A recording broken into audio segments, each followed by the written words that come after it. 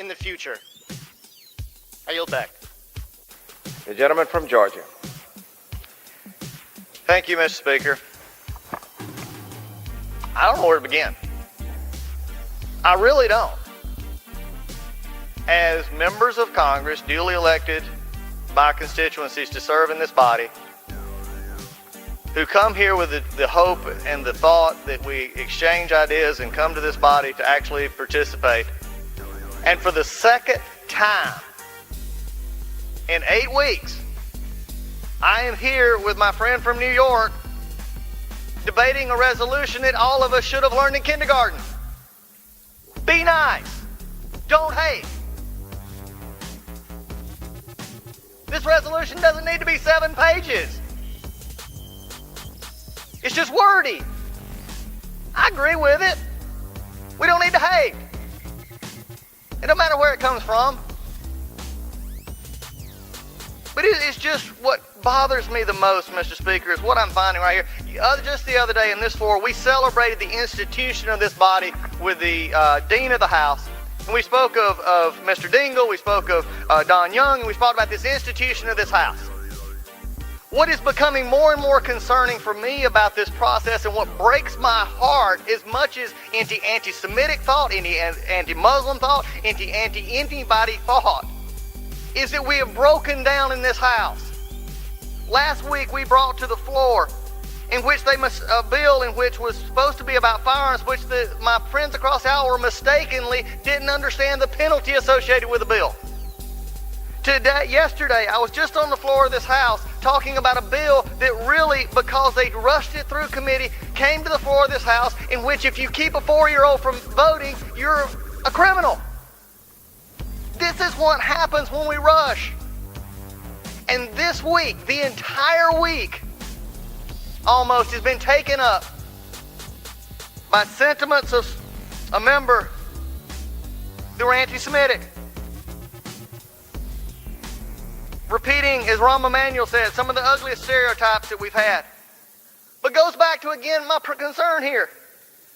At 3:20 this afternoon, I was handed, or at least was printed, one of the resolutions. I have 3 more of this resolution that has taken all week. How long does it take to figure out just don't hate? How many times, how many pages does it take to cite ill and evil? Evil is evil.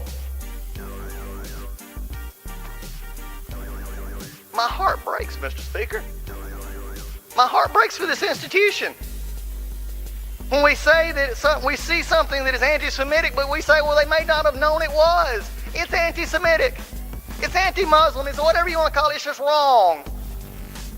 My heart breaks. And then I find out that we changed it now lately is to add other groups in here who undoubtedly saw they wasn't a part of the groups. So we added in new groups. He said every single day. I carry multiple identities that are constantly being discriminated against.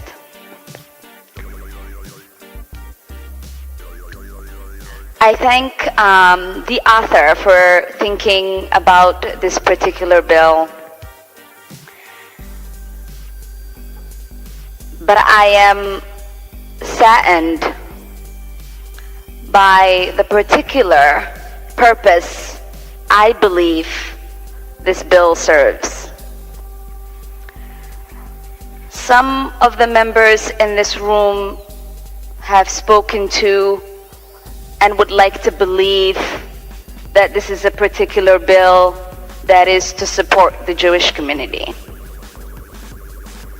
Some would even think that this is a great bill because we are a body that is fighting against discrimination.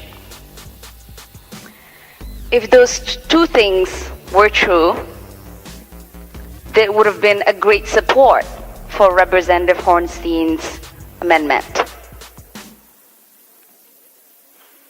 I believe that this is the kind of thing we bring forth so that we create more division. We further a narrative that says particular people's concerns, the oppressions that they may feel, the ways that they might see they might want to use their freedoms in order to oppose a government that they might feel is oppressing, is not okay. And they don't have a right to do so. As many of you know, I come from Africa. And I wasn't old enough to know all that was happening in South Africa when the apartheid was prevalent there, when South Africa was an apartheid state. But I remember my grandfather talking to me about the stories of apartheid South Africa and telling me how that conversation shifted because so many people of conscience, so many people who understood that it was obviously immoral for countries to continue to support South Africa, have decided that they were going to engage in boycotts of that government so that that system would go down. And so what we might see today and what we might not agree with, because it is not a popular discourse,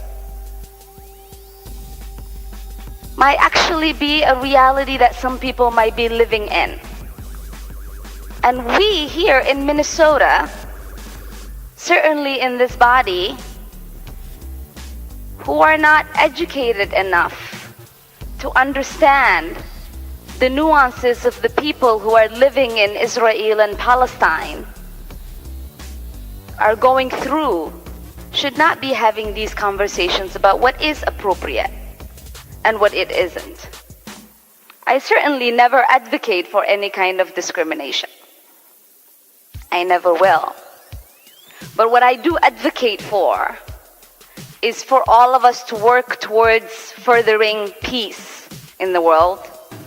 And I do believe that you never get to having peace without justice. That is a fundamental thing that first must happen before we further peace. We know, and I'm certainly saddened by the rise of anti-Semitism, and I have been part of a community.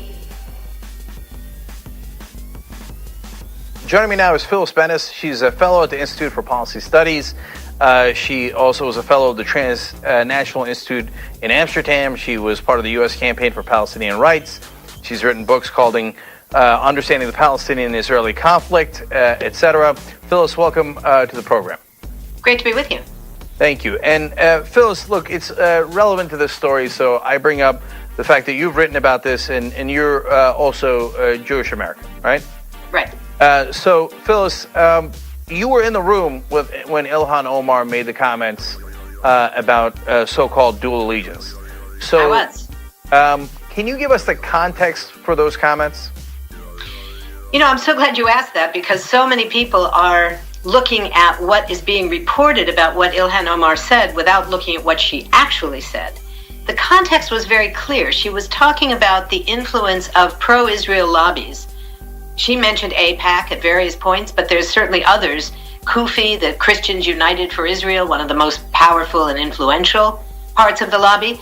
She was talking about the influence of the lobby on members of Congress. She wasn't talking about Jews. It had nothing to do with Jews, Jewish people, anything else. She was talking about how this lobby, one of the most influential, very wealthy lobby, uses its money like every other lobby. And she mentioned the NRA. She mentioned the big pharma lobby.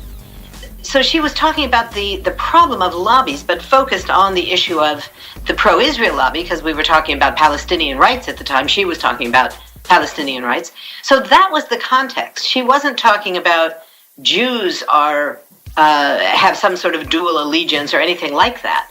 So the notion that this was anti-Semitic really makes no sense because she wasn't even talking about Jews. There was nothing anti-Semitic about it.